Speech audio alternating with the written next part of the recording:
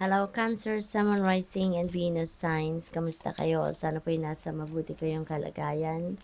Welcome back po sa Star Tarot. Kung bago kayo dito, welcome din kayo. Thank you sa inyong support. I truly appreciate it. God bless you all. Cancer, paunang mensahe ninyo. I share, ayan, the BCB should still make time for each flower. Ayan, so parang hindi lang ito pag-share ng kung ano ang meron kayong resources, bagay, blessings. But it feels like time. Kailangan nyo din na magbigay din kayo ng oras. No? Magbigay kayo ng oras sa mga necessary, no, na kailangan ninyong pagbigyan ng oras, lalong-lalo na yung iba't ibang parte ng buhay ninyo. Kailangan ninyo dito na pagbigyan ng panahon ang bawat area, no, ng buhay ninyo para balanse lang, para ma-balance out ninyo yung buhay, kumbaga, no? What else? We have present, journey into the garden to escape the two eternities, the past and the future. So, be present, ano? Inimbitahan kayo dito na maging present kayo dito sa panahon sa ngayon. Rather than focusing too much on or focusing pa doon sa kung ano ang nakaraan na, kung ano ang tapos na. Kasi, wala na tayong power over that. Diba? Nakaraan na yan. It's already behind us. Kaya wala na tayong magagawa dyan. Ano? So, we should be spending time sa ngayon or putting our efforts, time, and energy into the now rather than the past or the future. Kasi sa future din, hindi rin natin alam kung anong eksaktong mangyayari or eksaktong dadating sa buhay natin. Kaya mas magandang doon na lang tayo sa tapos sa kung ano ang meron tayo sa ngayon mag-focus. Success, ayan. Meron ngayong pagtatagumpayan sa ngayon. There is a victory na makakamit kayo sa ngayon. Maaring yan ay sa mga bagay na pinagtrabahuan ninyo, maaring related yan sa trabaho ninyo, sa karera or negosyo, no? Possible din, 'di ba? Sa relationship din, no?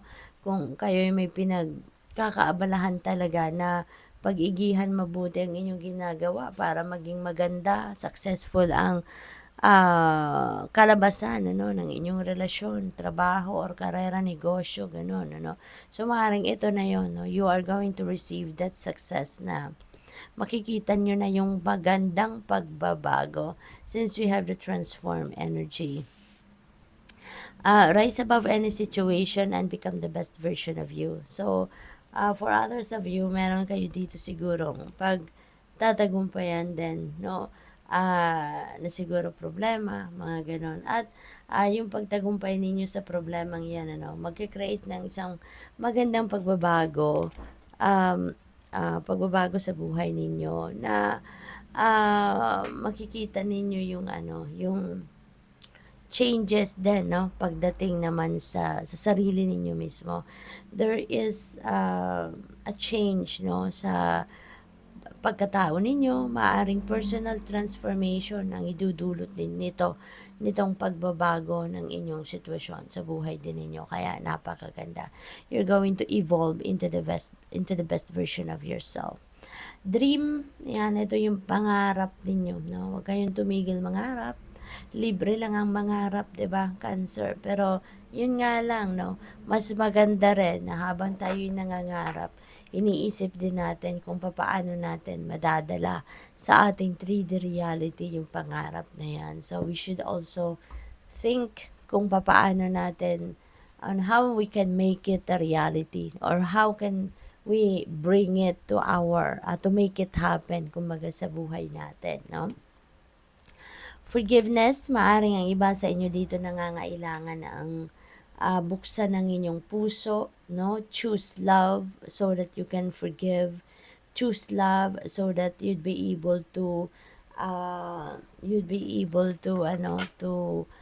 come out of that resentments, come out of that anger, of hurt na naramdaman ninyo dulot ng kung sino man, no? So, ang pagpapatawad naman, Cancer, Totoo, it's easy said than done, pero mahirap sa loob, 'di ba? Pero kung pipiliin ninyo yung pag-ibig, pagmamahal, no, yun ang mamayani sa puso ninyo. It's easy to forgive. Kasi yung pag nagpapatawad naman tayo, hindi natin ginagawa yon para sa kanila, para sa mga taong nakasakit ng ating damdamin, kundi we're doing it for ourselves. We're doing ourselves a favor when we forgive para tayo makapag-move on na sa buhay, para tayo makalabas na doon sa mabigat na bitbit natin sa dibdib natin, no?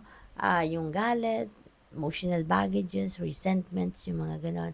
Mas maluwag, no, sa loob, sa isip natin, ano, kung tayo ay nagpapatawad. Diba? Kaya, maaaring yun ang kailangan ninyong gawin sa ngayon. Kaya para makapag-move on na kayo sa buhay. So, what else for Cancer? We have a change of residence, partner, career, or job is on the cards. Ayan, so meron mga pagbabago, no, na magaganap sa buhay ninyo sa ngayon. Maaring iba sa inyo dito maglilipat bahay, magra-relocate, or baka may bagong partner kayo sa buhay na paparating romantically, no? Or posible din na yung partner na to, baka partner ninyo sa project, partner ninyo sa trabaho, business, yung ganon. Maaari din na mayroong pagbabago sa career ninyo, pagbabago sa trabaho, ganon, ano. At kailangan handa kayo, Cancer, no? You should be physically fit and ready para sa mga pagbabagong ito. Kasi, ano na kayo parang matagal na ninyong gusto ito. Maaaring matagal na ninyong minamanifest, matagal na ninyong wino-workout na magkaroon kayo ng ganitong pagbabago. Kaya ito na yon. So, dapat handa kayo, no? What else? We have love. Love is in the air. A great time for commitment and taking relationships to the next level. Ayan. So, this is a time for great commitment, no? Maaaring ang iba sa inyo dito, baka meron ng mag-aasawa or baka meron ng mai-engage sa ngayon, ano, yung ganun ba. Maaari din ang iba sa inyo dito is going to level up your commitment life, yung relationship ninyo bilang isang nagliligawan lang in the past, baka ngayon, papasok na kayo officially sa relationship. Magiging formal na kayo na, yung ganon. Achievement, enjoy the limelight, you've earned it. Although on the family front, someone's health could cause some secret worries and sleepless nights. Ayan. So, ang iba siguro sa inyo dito, dahil may tagumpay kayong makakamit, magiging sikat kayo, pero maaring hindi kayo masyadong masaya about that, ano? Kasi nga, baka merong someone sa pamilya ninyo na nadiskubre siguro ninyo na merong iniindang sakit or merong iniindang discomfort sa katawan, ano, kaya nagwo-worry kayo about that. Another change, in this case, major life change naman. So, Cancer, ang dami ninyong babaguhin na chapter sa buhay ninyo, no? So, sabi dito, time is right for major life change, no?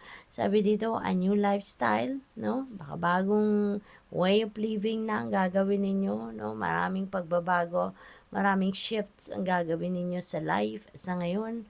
Relocation din, no? Major talaga to. Magra-relocate kayo, maglilipat kayo ng place of residence, maglilipat kayo ng bahay, no? But that will bring joy and trouble-free existence naman para sa inyo, yung mga changes na yan, so which is really good. We have care required. Guard yourself against deception. Ayan, so mag-iingat kayo. Be careful, ano?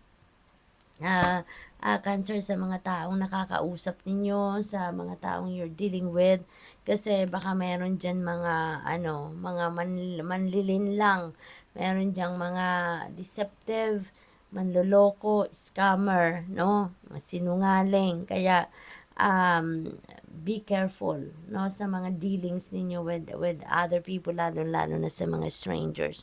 And also, sabi dito, be careful of making foolish mistakes at this time. So, kung meron kayong mga pagdidesisyonan sa ngayon, make sure na pag-isipan ninyong mabuti. Okay? Huwag kayong nagmamadaling magdesisyon.